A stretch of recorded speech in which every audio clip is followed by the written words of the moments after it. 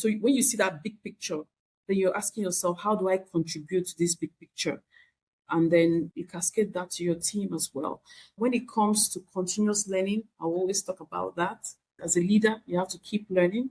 If there's an area where you feel that you need to improve on, just go and learn something about it.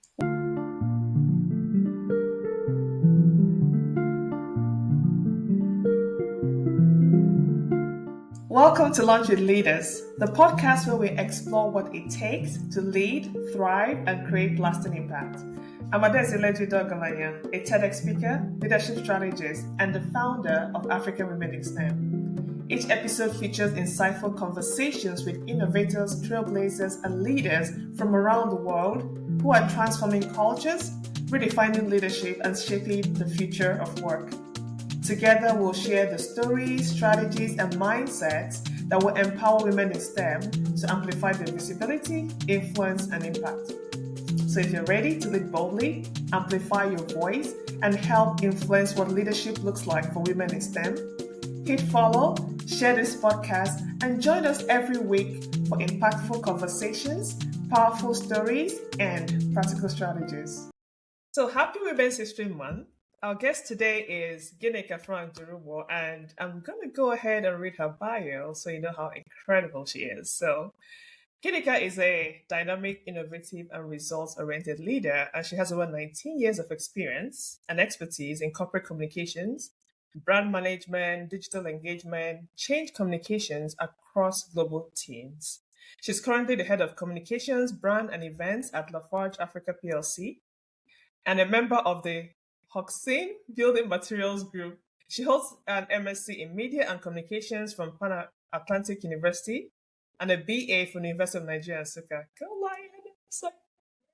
Go Lions and Lionesses. Oh my God. That's my alma mater. So Ginika is a member of the International Association of Business Communications and the Nigerian Institute of Public Relations. She's also a Maxwell certified coach and speaker. And she has received several recognitions and awards, including the Top 10 Corporate Communication Leaders in Africa by Africa PR Week in 2026, Corporate Communications Professional of the Year in 2025 by Women in Marketing and Communications Award, and the Lafarge CEO Award for Excellence and Innovation in 2025. She's also received other awards like the Woman of Excellence Award and Africa's Most Inspirational Women in Leadership Award. She's also been listed among Why Nigeria's 100 Most Inspiring Women in Nigeria. So Ginika is very passionate about storytelling, leadership, and creating communication strategies that drive trust, engagement, and meaningful impact. Okay, so welcome to the show, Ginika, and thank you for joining us today. Thank you. I'm so excited to be here. Thank you for having me. And I have to brag. So Ginika and I go way back. We're UNN, kids and all that stuff. And we are special. Okay, we're awesome. Look at all the awards. This is just a taste of what you get from us. So this is exciting. And I know that, once this is done, I'm going to send it to my mom. She'll be very happy. We should do that. We should get to our mothers. Yes, of course, we should do that.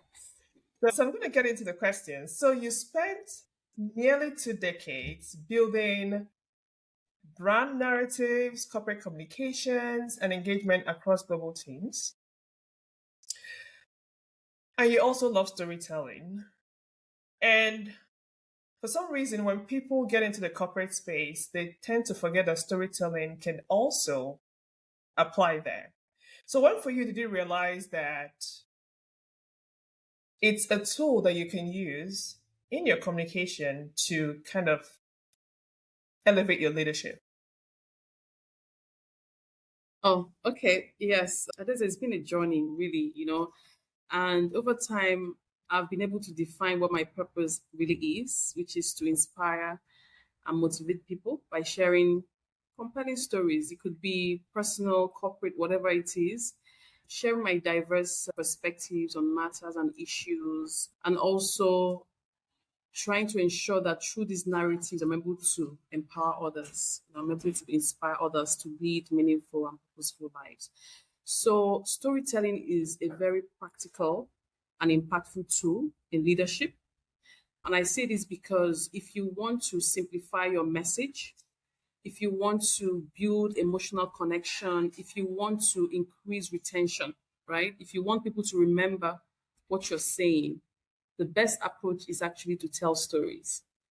All right. So even in terms of communications planning over time, we found out that when you want to project what your organization is doing, the impact that they are making within a community or even within the economy, wherever the impact is targeted at, if you deploy storytelling as a technique, people are able to remember what you have done or the impacts that you've achieved. So the message sticks better because it's simplified. People are able to connect to the stories because stories are experiences. So by the time you share those experiences, share the impacts the work that you're doing is having on people, people are able to make that connection because one way or the other, you find people in the audience who can connect to what you're saying. And that way, you ensure that your message reaches the audience. You ensure that your audience understands what you're trying to communicate. There are so many ways to apply that. As a leader, if you're trying to set the vision, right, for your team, you want your team to understand the direction that you're headed. You can use storytelling to do that. If you want to drive change, you want to show the impact or the benefits of a particular change or transformation, storytelling is a fantastic tool to use. If you want to share achievements or inspire your team, storytelling is a great tool to use as well. So, as a leader, you need to be able to make that connection. You bring people together, you want to tell a story, and through that story, you're sharing perspectives, you're sharing lessons.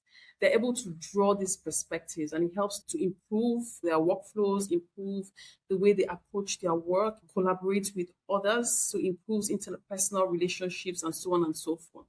So leadership is a journey as far as I'm concerned, and we can all agree that it is. So you move from becoming a manager to being a leader where you become responsible for others. It's no longer about you. It's now about being responsible about the people that you work with. So it's a journey that has been an intentional one for me, quite deliberate. You read my profile. At the time, I applied to be a member of the John Maxwell team, now the Maxwell leadership team, and I enrolled in the program to become certified. And it was an eye opener for me. In addition to all of that, reading a lot of leadership books, trying to gain some meaningful insights, how I can become a better leader. So I wanted to bring people along with me on that journey. I wanted to impact the lives of people. I wanted to bring people together so we can grow together and succeed together. And also in that journey, I experienced other leaders, my bosses, coaches, mentors, and I was able to pick very impactful lessons from our interactions, watching how they handled situations, watching how they gave me feedback. So, for instance, you want to give feedback to your team, and then you start with an analogy by telling a story about what has happened to you. You're trying to teach someone, you're trying to show a team member the right way to get things done. And you start with a story about what has happened to you. Sometimes that's even how mentors inspire and impact knowledge. So, adopting storytelling as a technique is so impactful. I think leaders should do more of it. I know we do that a lot, but we should do more of it because when people hear your story, there's this connection because they'll be like, oh, so you've been through what I'm actually going through. And it helps them to succeed, it helps them to grow, it helps them to improve their life. So, yeah, storytelling, very important technique in leadership, my opinion. As you're speaking, so many things were just kind of going through my mind. I think I had a flashback Okay. to the early days of my career when, whenever I talk about corporate communication, everybody rolls their eyes because it's almost like they just kind of have information and they read it out. So this is from the higher ups to you. And most of the time, it's not news that you want to hear. And I was just thinking of how much better that would have been if they had implemented what you're saying right now. And then also when you started talking about how, because I didn't know you were a John Maxwell certified coach, and but to me that is like another level of dedication to what you're doing. Because again, I know some people that have gone through that program. I think it's an incredible program, but you were going out of your way to make yourself the best you can be for other people, which says a lot. And then kind of, when you are leading people and you're communicating, it's definitely going to come out in a different way, in a much better way. No wonder you won all the awards that you've won so far because you do it so well. Thank you. But there's a lot of lesson here to learn for leaders. It's like, when you said you're here responsible for other people, and this is a time to not just learn how to communicate, tell stories, but to also bring in empathy and emotional intelligence. Develop yourself so that you can show up and be the best for other people. Like, I think that's one of the issues that we have at work, because we talked about going from manager to leader. A lot of times, organizations promote people through the ranks without necessarily giving them the tools. And not everybody even knows what tools they need to even ask for it or go out on their own to get it. So everything you say here is very important. And I hope that everybody that is listening, if you're in this position in your career, at a stage in your career where you either transition into leadership or you want to be a better leader, because we can always be better at what we do. So just take some of this and begin to implement them because it's interesting because I've had so many conversations with people where empathy and emotional intelligence and all of this keep coming into play. And I strongly believe that that's what makes better leadership. And thank you so much for sharing all of that here. All right, so let's get going because I have so many questions. So we talked about communication, and your organization is multinational. You can be a great communicator, but then when you have to communicate with people with different cultures, different ideals, and all of that, it kind of introduces another level of complexity. So, what have you done, and what does it take to be able to be successful as a leader in communicating, whatever strategies the organization wants you to, or building trust so that you can influence people at that scale? Okay, yes, I like the context that you've set really because there are different types of organizations. You have organizations where you don't have a lot of people just within a particular state or region. But when you're dealing with when you have to communicate to people from diverse backgrounds, you have to be more strategic and intentional. So it will no longer be a one size fits all approach. So you cannot just create content, create your message and just send it out to whoever. And, whenever they get it, however they get it, you don't really care. So you have to be very deliberate and intentional first in crafting your messaging. You have to be clear about what you want to say. That clarity is so important. Now, setting your messaging right takes you to the next level of understanding your audience and the channels through which they can hear you and understand you. So let me give you an instance. You have people working, in the sites, you have people working in the head office. People in the head office will typically be with their laptops and they're able to get all your emails and all of that. But those in the sites, they wouldn't have that opportunity because they are working with machines, right? So you have to put all of that into consideration. There are others in the field, so people in the head office, people in the depots, and different cultures as well, different languages, people at different levels of understanding. So you have to put all of that into consideration because there is something that you want to achieve through your communications. And I like that you mentioned building trust because it's so critical when you are engaging with a diverse group of people. They need to be able to believe what you're saying. So even if you take it away from the organization to your external stakeholders, if you want to communicate externally through social media or broadcast, whichever media, you have to also put that into consideration because you have to understand your audience. Who are you speaking to? How would they want to receive your message? How would they understand that message? Are you using the right channels? Are you using the right tools? So all of these will help you to build trust. So now let's take the messaging. For you to be able to build trust when you're communicating, you have to be clear, you have to be transparent and honest in whatever you're saying. And this can apply to different situations, whether it's a change situation, transformation situation, or a crisis situation. You have to be as open as possible to the people that you're speaking to. So if you're communicating about your product, you have to tell them what the product is about, the benefits they would get from the product. Same with services. Or if you're just talking about your brand generally, what do you stand for? Who are you? You have to be transparent and clear and honest as much as possible. And then you also have to be consistent. What I'm trying to say is that you cannot describe your brand as being, let's just give an instance. You have a product and you say with this product you're able to, let's use a skincare product for instance. Today you say that this product helps you to have clearer skin. And tomorrow you say another thing.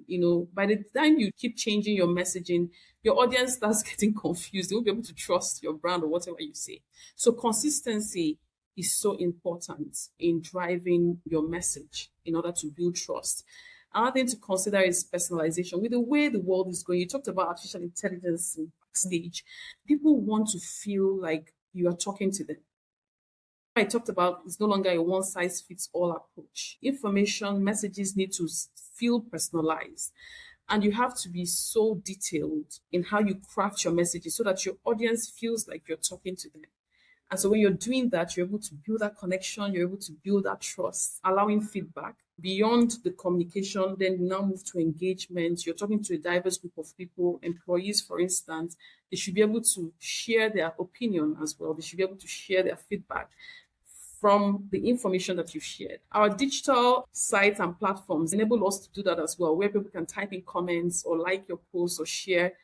It's all feedback, right? So you have to allow for that to happen. So it shouldn't be a one-way street. You just talk and everybody should hear you and be like, oh, okay, what is the feedback? It could be verbal, it could be non-verbal. Whatever it is, you just need to pick it up. Once you pick it up, you try to improve things if the feedback is skewed towards improvements or if it's just to encourage you to keep going. Also within the organization, I have just mentioned that it's not just about sharing information. You need to give people the opportunity to also tell you stuff as well. So if you're a CEO, for instance, you have to actively listen to your people. That's another way to build trust. If you're sharing information, allow them to also give you feedback, to give you suggestions. Let them feel heard. Let them feel like you are talking to them. Let them feel like you're engaging directly with them. You should be able to show respect also in the way you communicate, the tone that you're using, your tone of voice. All of these are apparent. Your written communications, spoken, whichever way, people should be able to feel that you're respecting them while you're speaking to them. All of these elements help you to build trust as a leader when you're communicating in whatever situation. Always remember that your communication has to be consistent. It has to be transparent. You have to show respect. You have to show empathy. People need to feel connected. They need to feel like your message, that you're speaking to them directly. That way you don't lose them. You need to allow for a two-way communication so that when you speak, allow people to give you feedback. Those are some of the steps or suggestions on how you can build trust through communication. My goodness, you have like so many gems. I don't know if you've heard of this guy. Have you read this book, Story Brand? No, I So some of the things haven't. that you said, it's just because I was listening to one of his webinars yesterday, and he was talking about Okay. how sometimes when we communicate, and he was talking with, he works with business owners, we actually put a lot of cognitive load on the people that are listening. So when you're talking about making it clear and easy for people to understand, so it's like even if they're smart, people don't want to have to think too much when they're receiving information from you. It has to be clear and simple. So it's almost like when you're sending a message out, you have to be thinking about the other person. How is it possible for me to do this so that they receive the message and it's clear? And also goes into what you were saying about what message are you giving out there? Even if your product or your company does 10,000 things, sometimes you don't need to tell people that you do 10,000 things because they're so confused. And a confused mind just kind of goes away. So start with the one thing. What is that one thing that you want people to know you for? Which is sometimes really hard, especially I had to learn that growing a business and stuff like that. You're like, but I know all these things. So just kind of start. So you said so many incredible things. Like I'm just listening to you. I was like, I think you need to come and give a masterclass on this communication thing because you dropped a lot of gems. And I want to say thank you for sharing all of this on this podcast. And I hope that people are taking this and taking notes and going ahead and implementing it. I'm so happy. All right. So you've said a lot of things, right? You kind of mentioned online communication, offline communication, all kinds of things. And we're in a very, very digital, beyond digital, because AI has come in and just messed everything up.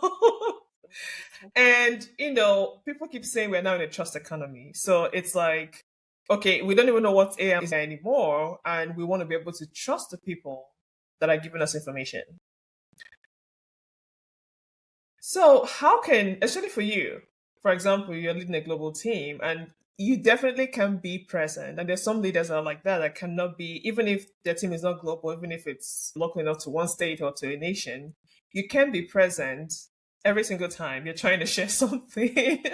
Sometimes news might come from the organization and it just has to come to different channels. How are you able to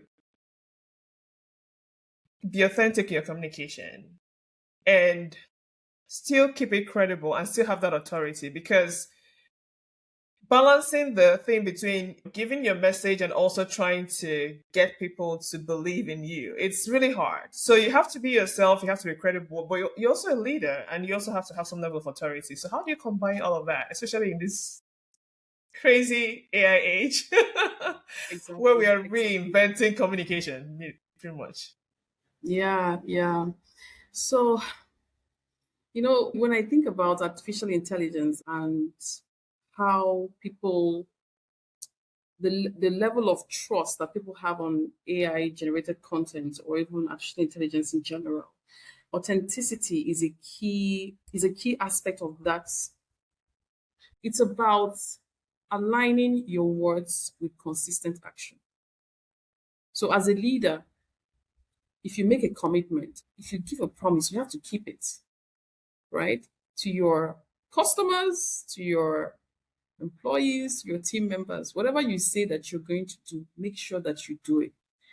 So trust also helps you to build, to improve on that, right? Because people start to trust you. By the time you do one, you say you're going to do this and you do it, people start to trust you and then they start seeing you as an authentic leader. So you need to align your words with consistent action. You need to be clear about what matters to you. So defining your purpose as a person and even as an organization, you need to be very clear about who you say you are. If you say that your brand is committed to making women feel good, for instance, let's say you have a makeup brand. You say that as a leader or as an organization, whether the CEO or the organization, you keep saying that that's what we do, that's what we are focused on, that's our purpose. We want to make women look beautiful. And then when people use your products, they don't feel beautiful. Even if you say that from now till tomorrow, nobody would believe you, right? So if you keep a promise, whether it's a brand promise or just in terms of what you plan to do as an individual, you have to back it up with consistent action. That way, through that journey, people would say, okay, yeah, they are really who they say they are, right? So integrity comes in because you're saying what you mean what you say, irrespective of the situation, right?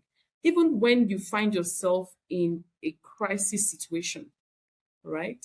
You have to always remember what you stand for. You need to remember your purpose, iterate that purpose, even when things are not going well, because at that point, you become vulnerable because you're going to say things the way they are and also remind them of that promise and then try your best to stick to that promise. So authenticity is about words, is about backing it up with action, is about actively listening. If you have a product, right, and you have customers and they share feedback about your product, you need to listen. Helps to build authenticity because at some point they will not, okay, yeah, this company, they really have us in mind. Or you hear of brands recalling their products. It's all part of this journey, right? Because they want people to always remember them and believe in what they have to offer. It's about being vulnerable and human. I just mentioned that if you're in a crisis situation, being vulnerable will always save you. Just being human, being able to express how you feel about a particular situation also helps people to heal faster, if you get what I mean. You have to use your true voice, being clear. You have to be clear about your purpose, right? And when you have that clarity, you have to believe it. It has to be part of you. You have to be consistent with that message. So even in times of turbulence, crisis, change, you maintain your true voice. You keep on assuring your people that this is who you are. Irrespective of what has happened, we're trying to fix the situation, but this is who you are. And in that process, you're showing empathy, You're holding yourself accountable, you're being responsible, you're holding the organization or the team accountable. Then also within the team, this principle will also apply. You're leading a team of 5, 10 people. You have to always align your words with consistent action. Integrity is non-negotiable. So when you say things, you do them, irrespective of the pressures that you feel, the situation that you're facing. And then you also have to show empathy so that people will continue to trust you and see you as authentic. So that's what I would really say about that. Yeah, and I was just thinking of something when you were saying this because it can be really hard, because nobody Yeah. steps into leadership. Because sometimes when we think about leadership, we're thinking of rising through the ranks, making more money, having influence, and all of that. Nobody ever thinks of what happens when things go wrong. And I'm sure some people that are listening right now, they're leaders, they're leading organizations, teams, or whatever. Some might be in a time when they're experiencing some of the things that you said, which is things going south. If there are like three things, you probably say, do this first and do this next. What would you tell them? Because when you're in it, sometimes it's very difficult if you haven't prepared yourself to know how to Yeah. handle those situations. So what would you tell someone that is going through that right now, Okay. who didn't have time to prepare to kind of like handle the situation where things are going south? Right. The first thing that you need to do is to gather all the facts. Right. What has happened? It needs to be clear. All right. When you're able to gather the facts, then you now plan how to communicate. You start communicating. So the preparation comes before a crisis. So as a leader, whether you're a communications leader or a business leader, you have to be prepared. What could go wrong? If something goes wrong, what are we going to do? Because if you walk backwards, it forces you to put some things in place. All right. That is not the time to start running back to say, oh, let me go and look for this and all, because you already know where they are. So you just pick those things and work with them. So preparedness is what I would actually advise. That should be the first thing that they need to do. Because at the time you're preparing, there's no crisis. Nothing is happening yet. So you're working with a calm mind. You're not panicking. Everybody's calm. So you're able to think to say, what could go wrong? You identify all that can go wrong. Then you start putting your plans in place about how to fix those things.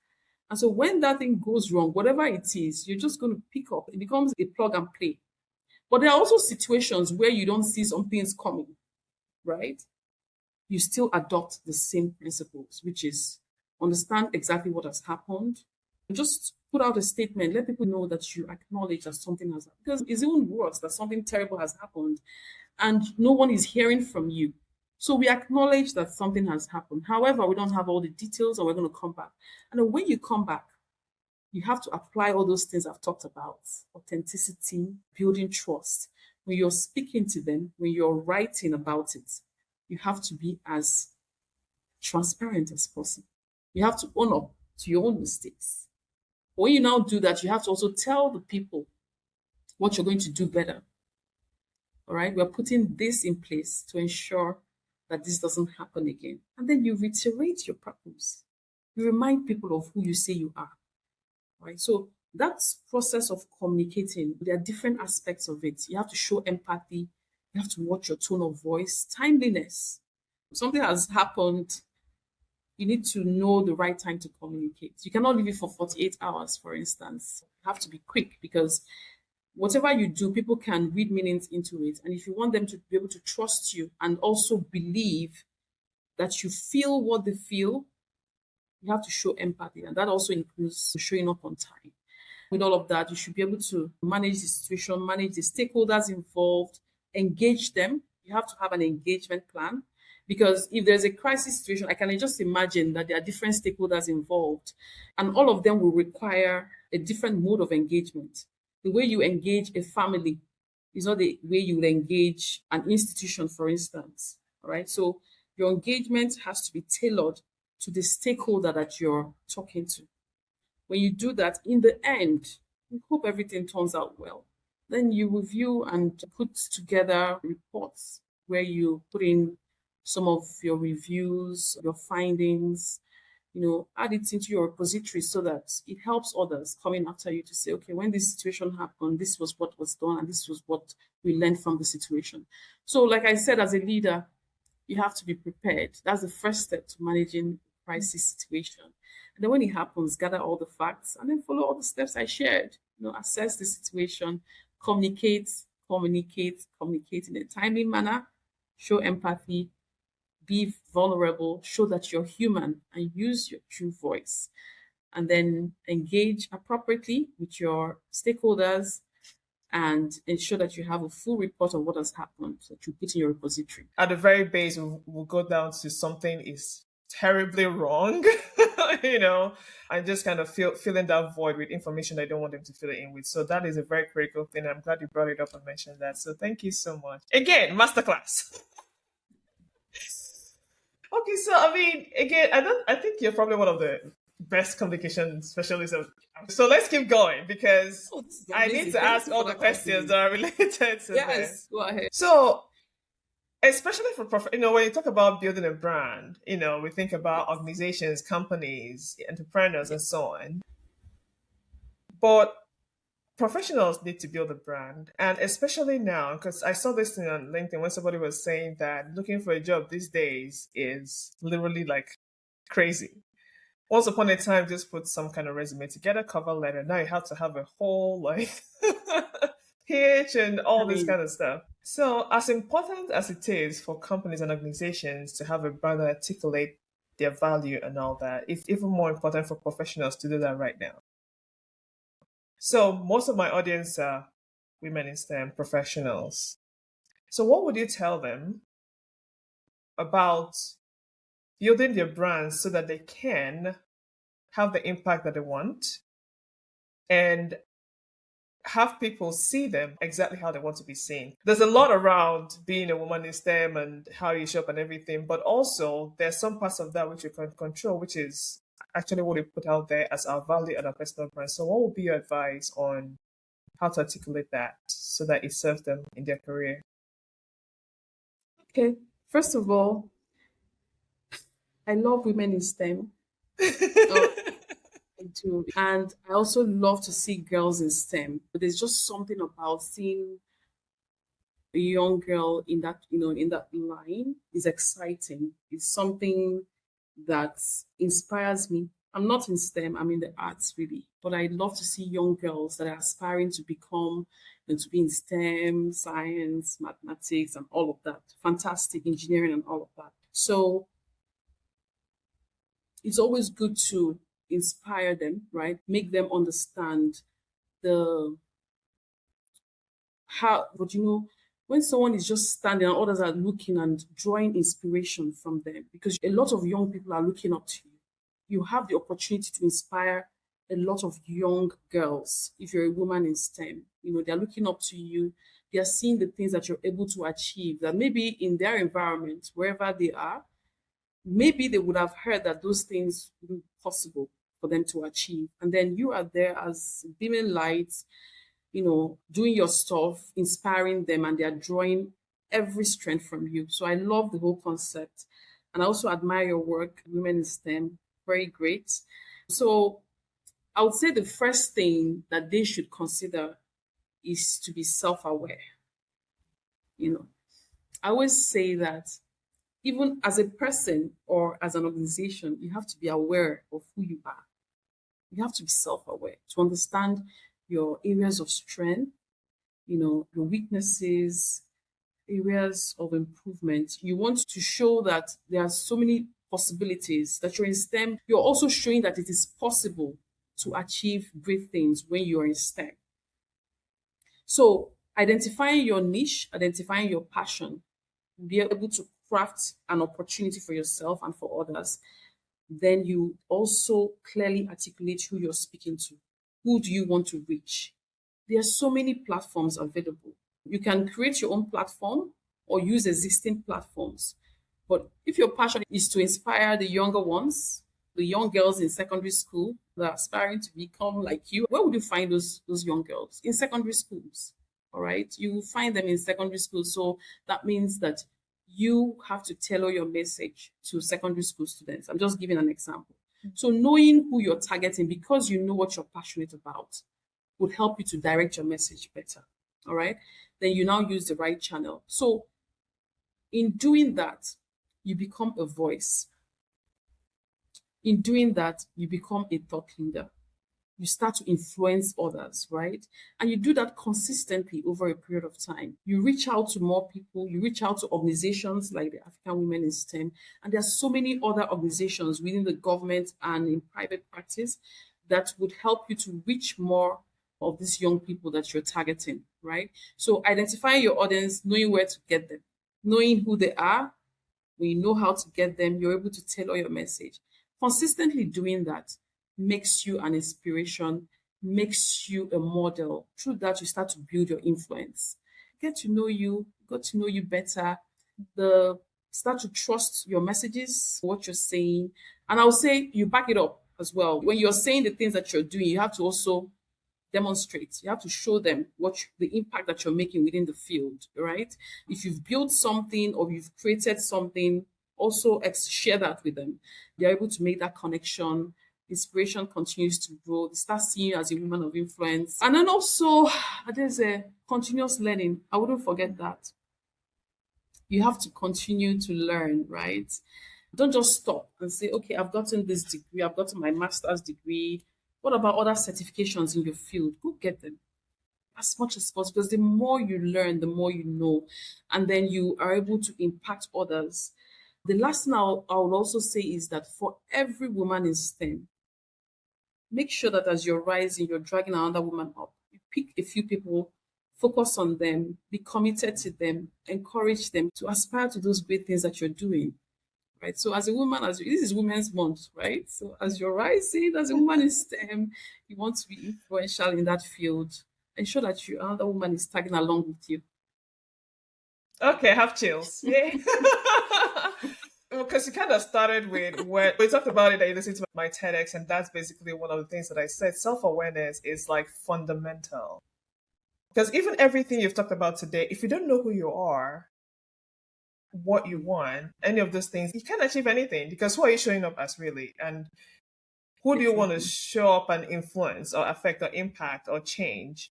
There are a lot of people that are in this world living out other people's dreams, Life. passion. And it's not your fault because you were probably raised by someone and all that kind of stuff. You keep hearing things, but at some point, you kind of have to step back and focus on being self aware. So I was so happy when you said that. I'm like, listen, we need this. That is so key. And then figuring out who you want to reach so that you know how you can reach them. That's actually very key because there's sometimes you might want to be like someone. Let's say you have a model to what you said that you're like, oh, I want to be like this person. And that person is, okay, let's say everybody wants to be like Oprah, for example. Oprah has a TV show. So now you want to have a TV show, but to your point, you're trying to talk to secondary school girls who are in disadvantaged areas. They don't have TV. Okay, so how They are you going to don't. reach them? So what you say is so important. Being self-aware actually makes everything else that you say so much easier because now you can know, okay, Absolutely. this is who I am, this is who I want to serve. So I think that's very foundational. So even if you don't remember everything else, just start with self-awareness because once you're self-aware, every other thing that Ginika mentioned is just going to be easy for you to actually see, acknowledge, and know that that's the next step. Oh my God. Okay. This is so awesome. Thank you. I'm going to keep saying thank you until we get to the end because you're giving us a lot of gems right here. So let's just talk about your work in all these 19 years that you've been doing this. You're having to work kind of at the intersection of brand building, people, because sometimes you forget that organizations are people, and then leadership. So, what leadership lessons have you learned in your journey that have shaped who you are today that you can share with us? Transitioning from being a manager to becoming a leader, it's been a journey.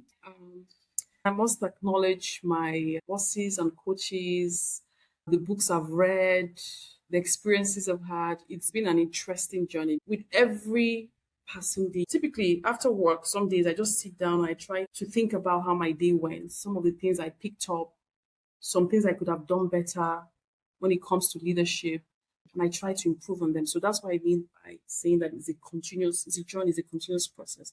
But in that journey, I have picked up a number of lessons. I've also seen some improvement. So if I think about when I started my journey as a leader to where I am now, the gap is so wide. At times when I look back, I'm like, I should have done that then. Well, here we are. So I would say I'll give you a list of them. I'll just share a few. I had talked about integrity that is non-negotiable. And that's the first for me, right? Because it comes with courage. I believe that integrity comes with courage because when you're faced with a tough situation where you have to make a decision and you have to stay true to yourself, it requires courage to do that. And at times you do that afraid, but you just do it anyway because you know where you're headed.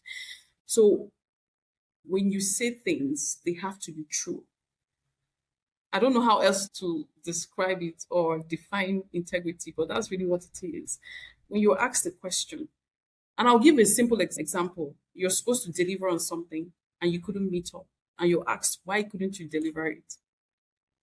You should try as much as possible to stay true to what happened. I'm not saying that you should say everything, but as much as possible, you have to say something that if you're asked in the next 10 years what happened, you repeat the same thing. Because if you don't say things as they are, you find yourself struggling in future. If someone should ask you, okay, oh, you talked about what happened how many years back? What exactly happened? Once you change your statement, it's over. So I believe that integrity is non-negotiable. It requires courage, and I'm encouraging every leader to have that courage to stay true to themselves, to be authentic as much as possible. Then the second is about empowering others, giving people the opportunity to express themselves, to show what they've got. So you are in a team, you have people in your team, and you know each one's strengths, right? You know what they can do better than the others, their areas of strength, areas of weaknesses. You try to amplify those areas of strength by empowering them to do more of the things that they know how to, giving them the opportunity to be visible, giving them the opportunity to show their skills or the things that they've learned. That will help them to grow. And like I said at the beginning, it's not just about you anymore if you're a leader. It's not about you, it's about the people that you lead, inspiring them, influencing them to bring in their best to work every day. So making them feel engaged and empowered is a very great attribute, right? You should be able to put people first. You should be able to show them the way, direct them. This is what it should be like, and then allow them to try those things out. Allow them to make mistakes. Give them that latitude to make mistakes. But also remember that when you're doing that, you have to hold them accountable. As you're just starting out in your leadership journey, you think that being nice means that you're a good leader. Being nice, it's not about being a good leader. You have to be able to hold people accountable because when you do that, you're also helping them. All right? You're also helping them to improve in their own journey. Another thing is something that I've picked up is influence, right? Leadership is about influencing people. All right? Influencing people positively. I'm talking about the positive ones, by the way. And it's a win-win because when you influence them positively, they put in their best. So in their own career growth, they're improving and growing. Then they're also helping the organization and the team to grow in terms of the dynamics, the collaboration. Everybody's working together to achieve a common goal. So influencing them by leading by example, showing them the way, and allowing them to express themselves, to show their full potential. Another thing I've picked up is resilience, being adaptable, tenacity, to go through tough times because they will come, they will surely come. And at times they just keep coming, right? Maybe in a stretch of 3 months, it's just tough situations here and there, but you need to be resilient, right? You need to keep going, irrespective. You need to be adaptable. So you're nimble, you don't have a fixed mindset, right? Something has happened, we need to fix it. And you're going head on to fix it. You're not just sitting there watching, oh, it has happened, oh, we are finished. No, you sit up and tackle it head on, right?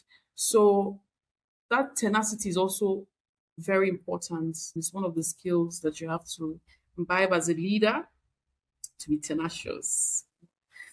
Another lesson that I've picked up is big picture thinking, right?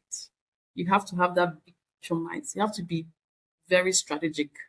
It helps you to plan better.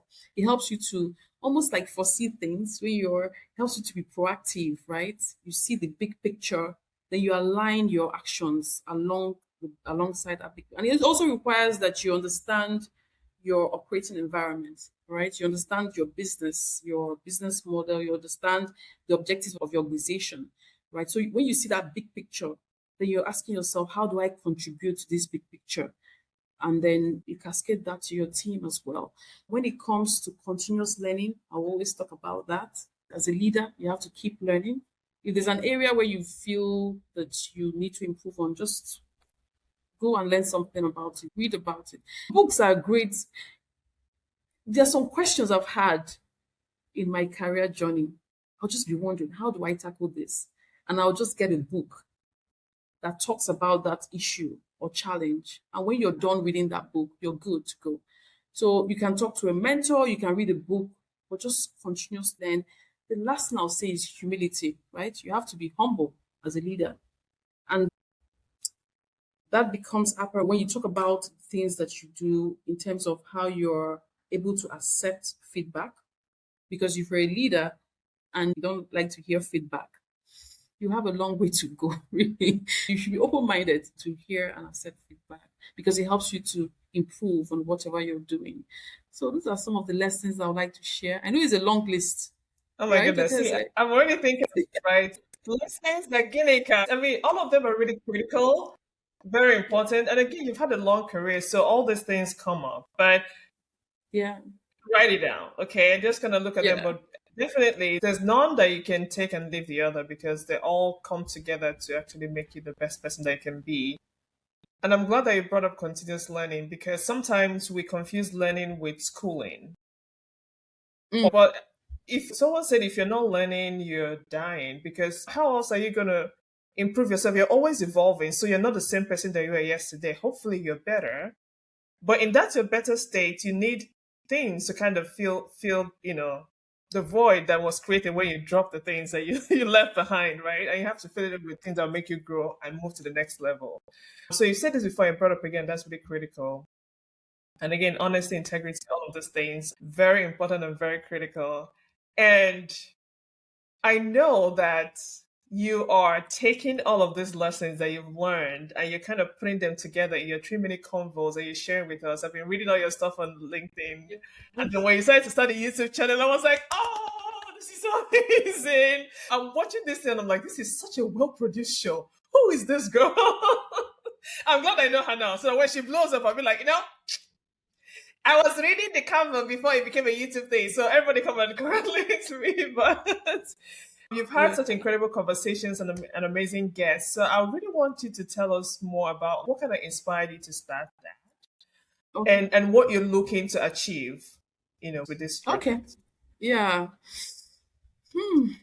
It's all about storytelling. There's this book, my dad, right? He had this library filled with books. So even when he passed, I picked up some of his books on writing, just for my own use. And there's this particular book that I'm reading called The Writer's Little Helper by James Speed Jr. And there's a statement that he made in the book. He said, a story is what happens to people. Or let's say stories are the things that happen to people. So on my own, I believe that everyone has a story.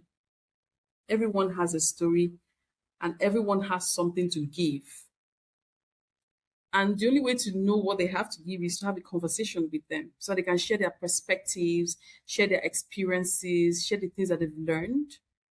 And hopefully, when they share those things, people will pick some lessons from what they have shared. So that always has been in my mind. And I wrote a lot of stories, short stories. I tried to make them really compact. I'll tell a story and then I'll draw out some leadership lessons. And even at the time I was writing those stories, I had a plan to have like a podcast format as well, where I have conversations with people as well. So generally, I love to share perspectives. I love to share stories through my work because I believe that it will help to teach people, it will help to inspire them, to motivate them to improve their lives. So these stories, because leadership is not just about having a title, so a child can be a leader. It's important to make that point that leadership is not about having a title or a position in your office. When you're in a position where you're influencing people positively, showing the way and all of that, you're a leader. So through stories, I believe that people can draw leadership lessons from these stories that can improve their lives. So everyone has a story that can impact people's lives. And I just don't want to share my own story because everyone has it, right? So that requires that I bring people to talk to them, have a conversation with them. And I've gained so much from those conversations. People are doing incredible things. I have others that I've not released that I'm excited about. Some conversations that I've had. People are doing great things, impacting lives, touching a lot of lives. So I want those things to come true. I want people to also share experiences of some challenges that they've had in the past and how they surmounted those challenges. Because when you go through challenges and surmount them, you become stronger. So you've gone through that experience, you tell people about it. Someone in the corner or someone listening can pick up something. It mustn't happen to them for them to learn about how to manage those situations. So that's my own way of giving back. I mentor a lot of young people as well that are in my field. But I thought to myself, if I can gather some of my friends and associates to share more about what they know, I can inspire a larger group of people. I can touch more lives. So I believe in giving back. I believe in mentoring people. I believe in giving people a chance to show themselves and to prove themselves. So 3 minute convos is beyond content. It sets my soul on fire. Let me put it that way. It keeps me on my toes. It makes me excited. I cannot see myself not doing it. Let me just put it that way. So yeah, that's what it is. So an opportunity for me to touch more lives, to share stories and perspectives, to impact others. That's really what 3 minute convos is all about. So if you haven't subscribed to Ginika's YouTube channel, 3 minute convos, we're going to share all that in the show notes. You have to. It is incredible. I'm not just saying that because I know who she is. I couldn't even believe my eyes when I was watching it. I'm like, who is this person? I told you earlier, Ginika, there's something about a lot of us are called to things, but we tend to postpone life because it doesn't fit into what we had imagined our life would be when we were growing up. But there's something someone said which I think about it when I feel like I'm tired of all the things that I'm doing. It's like if you're given something and you're not doing it, what you're doing is that you're denying the people that could have impacted their lives of what they so desperately need. And the person likened it to if everybody around you was thirsty and you had the only cup of water, what are you going to do? Keep it, hold on to it, and let them die of thirst? Or are you going to give them water to drink? Because you're the only one who has a cup that actually never runs dry. So it feels like a lot. But then again, not everybody is called to something like this. And it might seem to you like it's something little, but to your point, especially now that we have all these mediums where we can actually share a message and it will reach more people. Even while you're Yeah. sleeping, you don't know who you're impacting. I'm very glad that you're doing it. And I'm glad that it's in a medium that people can always go. Please go on YouTube and subscribe and listen because she and her guests have so many incredible things to share with you in the world. And as part of what we said here today, you're always learning, you're always growing, you're always evolving. So once you find something that helps you do that, stick to it. So I'm sticking to it like glue. So I love to ask this question about legacy because again, why are we here if we're not here to make the world better?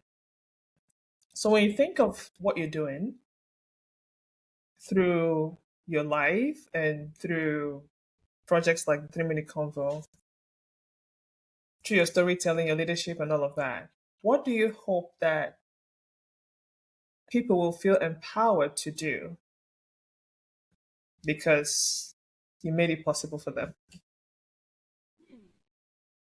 That's a fantastic question, Adeze. So there are different things that I hope to achieve. Number one is I want people to be able to say to themselves, oh my God, I can actually do this. All right. Whether it's doing what you're doing or learning from what you have shared. I want people to be able to have that aha moment to be like, oh, wow, okay, is this how to solve this problem? Oh, is this how to go about this? Or is this what this is about? I want people to see new ideas and fresh perspectives on how they can handle challenges. I want them to see what is possible, that, possibilities are limitless.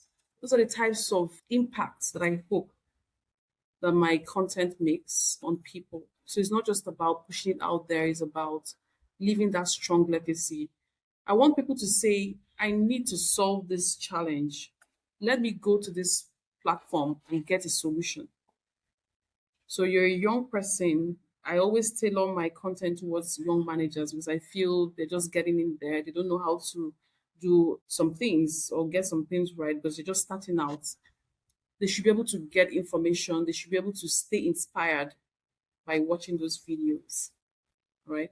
And even if you're not a new manager, you could get new ideas, new ways of doing things, new ways of thinking by just watching the content. So, in terms of legacy, if I'm able to share my experiences like I'm doing, share the perspectives of others, and people are able to derive value from them, and whatever they derive improves their lives, that's okay for me. That means I've achieved a lot. That's really what I want to do. And so it's just about people being able to gain solid stuff, deliver value to people that they can use, right? It's not just about, oh, I just heard it, but how does it impact your life? Are you using it? Is it working for you? I'm good. Oh my goodness, that is so wonderful. And I feel so bad that we've come to the end of our time together, but I could talk to you Wow. forever. But we'll do this again. So please, what are you working on Ginika right now? And how can people find you and support you or collaborate with you? All right. So yes, I'm working on a lot of things, from my studies to my work and my personal stuff. Like we've just talked about 3 minute convos. I just want people to go on there, to watch the videos and gain fresh insights. So it's Ginika Frank-Durugbor on YouTube, Ginikanwa Frank-Durugbor, my full name on YouTube, and also on LinkedIn. So we're going to share all of that information in the show notes. And again, everyone listening, make sure you follow Ginika and me.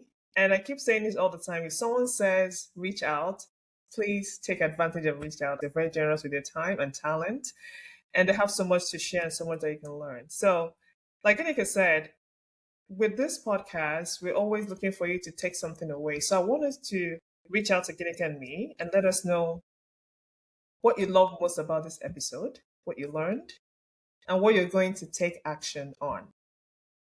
And if you're not following this podcast, go ahead and follow us and leave us a review.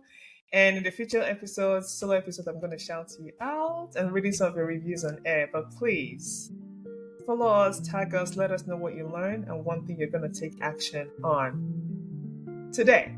Okay.